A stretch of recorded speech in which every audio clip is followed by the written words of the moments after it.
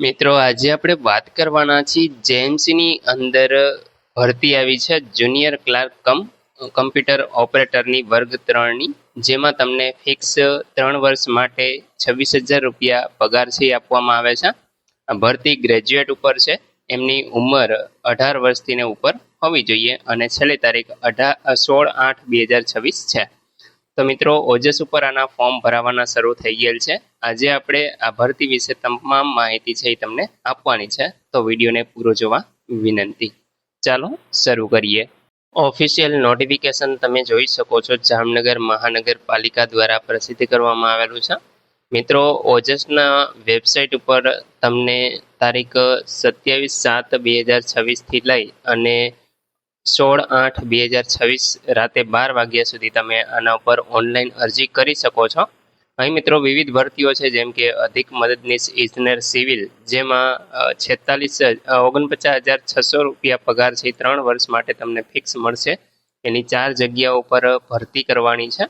એ જ રીતે કેટેગરી વાઇઝની વાત કરીએ તો અહીં 4 જગ્યા છે એ દિવ્યાંગ માટે અનામત છે. એ જ રીતે મિત્રો સેનેટરી ઇન્સ્પેક્ટરની જગ્યાઓ, જેમાં 1 જગ્યા ભરવાની છે. મિત્રો સેનેટરી ઇન્સ્પેક્ટરમાં 40,800 રૂપિયાનો પગાર છે, તમે જોઈ શકો છો, અને પરીક્ષા દ્વારા છે એ ભરતી કરવાની થાય છે. એ જ રીતે મિત્રો આ તમામ જે ભરતી છે એ દિવ્યાંગ માટે જ છે. અહીંયા તમે જોઈ શકો છો. આમાં જુનિયર ક્લાર્ક કમ કોમ્પ્યુટર ઓપરેટર, જેમાં 26,000 રૂપિયા પગાર છે. 4 જગ્યાઓ માટે દિવ્યાંગ માટે આ 4 જગ્યાઓ છે એ અનામત રાખવામાં આવેલી છે.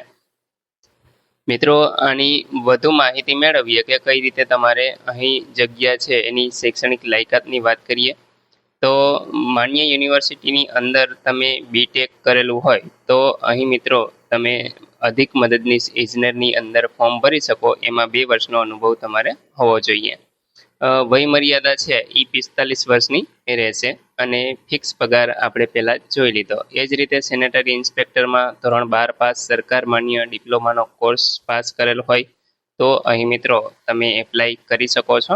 જુનિયર ક્લાર્કમાં ગ્રેજ્યુએટ કોઈ પણ વ્યક્તિ સરકાર માન્ય સીસી કોર્સ કરેલો હોય તો એ અહીં ભરતીમાં છે એ પાર્ટિસિપેટ કરી શકે છે.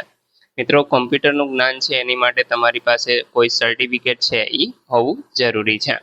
ત્યાર પછી દિવ્યાંગ માટે ખાસ સૂચના અહીંયા આપેલી છે કે તમારી પાસે પ્રમાણપત્ર છે એ હોવું જરૂરી છે અને 40% અથવા તો એનાથી વધુ છે એ દિવ્યાંગતા તરીકે તમે અરજીનો લાભ છે એ મેળવી શકો છો.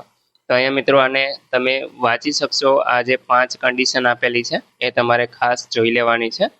એવું હોય તો તમે વિડીયોને પોઝ કરી અને વધુ માહિતી છે એ આ જે પીડીએફ છે એમાંથી મેળવી શકશો. આ પીડીએફ હું તમને આપણી ટેલિગ્રામ ચેનલમાં પણ આપી દઈશ, તો ત્યાંથી પણ તમે ડાઉનલોડ કરી શકો છો. બાકી અહીંયા આગળ જે ખોડખાપણ હોય, જે ડિસેબિલિટી તમને હોય એ પ્રમાણેના અહીંયા આગળ લેવલ આપેલા છે, તો એ તમે જોઈ લેજો. અહીંયા પણ મિત્રો એના શોર્ટ ફોર્મના ફૂલ ફોર્મ આપેલા છે, તો એ વ્યવસ્થિત તમે એક વખત ચેક કરી અને જોઈ શકશો. ત્યાર પછી વય મર્યાદાની અંદર છૂટછાટ, જેમાં 18 વર્ષથી ને 45 વર્ષની મહત્તમ વય મર્યાદા છે એ રહેશે. અહીંયા આપણે અનામત કેટેગરી હોય કે કોઈ પણ, એમાં તમામને છે એ 18 થી 45 વર્ષની અંદર છે એ તમે લાગુ પડશે. બાકી મિત્રો અહીંયા આપણે જે તમારા તમામ જે પ્રમાણપત્ર છે એ વય મર્યાદા છે એને જે લાસ્ટ ડેટ છે એને આધીન રહેશે. તો અરજી કરવાની જે અંતિમ તારીખ છે ત્યાં સુધીમાં તમારા 18 વર્ષ છે એનાથી ઉપર ઉંમર હોવી જોઈએ અને 45 વર્ષથી ને વધવી ન જોઈએ. તો તમે આ ભરતીની અંદર લાભ છે એ મેળવી શકો છો. તમામ કેટેગરીના દિવ્યાંગ ઉમેદવારોને છે એ પરીક્ષા ફી પેટે 500 રૂપિયા છે એ ભરવાના રહેશે અને અહીંયા નેટ બેન્કિંગ અથવા તો ઓનલાઈન પેમેન્ટ ઉપર ક્લિક કરી અને તમે તમારી અરજી છે એ કરી શકો છો. બાકી તમારે રિસિપ્ટ છે એ મેળવી લેવાની રહેશે અને તમારી પાસે રાખવાની છે. મિત્રો ઓનલાઈન અરજી કઈ રીતે કરવી ઓજસમાં આપણે એના વિશે જો તમે કહેશો વધારે કોમેન્ટ આવશે તો હું એના વિશે પણ એક વિડીયો બનાવી દઈશ, જેથીને તમે જાતે જ ઓનલાઈન અરજી કરી શકો. મિત્રો અહીં પસંદગીની પ્રક્રિયા કઈ રીતે થશે તો કે જામનગર મહાનગરપાલિકાના જે સ્ટાફ સિલેક્શન કમિટી છે એના દ્વારા જ આ પ્રક્રિયા છે એ હાથ ધરવામાં આવશે અને એ પ્રમાણે છે એક મેરિટ લિસ્ટ બનાવવામાં આવશે અને ત્યાર પછી જે પણ ઉમેદવાર છે એ તમામ કેટેગરીની જગ્યાઓ પસંદ પ્રક્રિયા, જેમાં પરીક્ષા પદ્ધતિ લેખિત પરીક્ષા બાબતે અલગથી જામનગર મહાનગરપાલિકાની વેબસાઇટ ઉપર છે તમને નોટિસ દ્વારા જાણ કરવામાં આવશે અને આની પરીક્ષા જે લેવાશે તો તમે જેએમસીની વેબસાઇટ છે એ જોતા રહેજો. આપણી ચેનલને પણ સબસ્ક્રાઇબ કરી લેજો, જેથી કોઈ પણ અપડેટ આવશે તો આપણે એના વિશે પણ વિડીયો બનાવશું. તો મિત્રો, આશા રાખું છું કે આ વિડીયોની અંદર તમને ભરતી બાબતે સંપૂર્ણ માહિતી મળી ગઈ છે. તેમ છતાં પણ કોઈ પ્રશ્ન હોય તો તમે કોમેન્ટ દ્વારા પૂછી શકો છો. વિડીયોને લાઇક કરી દેજો, તમારા મિત્રો સુધી શેર કરજો અને ચેનલને સબસ્ક્રાઇબ કરી લેજો, જેથી આવી કોઈ પણ માહિતી આપ સુધી પહોંચતી રહે. વિડીયો જોવા બદલ આપનો ખૂબ ખૂબ આભાર. મળીએ એક નવા વિડીયો સાથે. ત્યાં સુધી જય હિન્દ.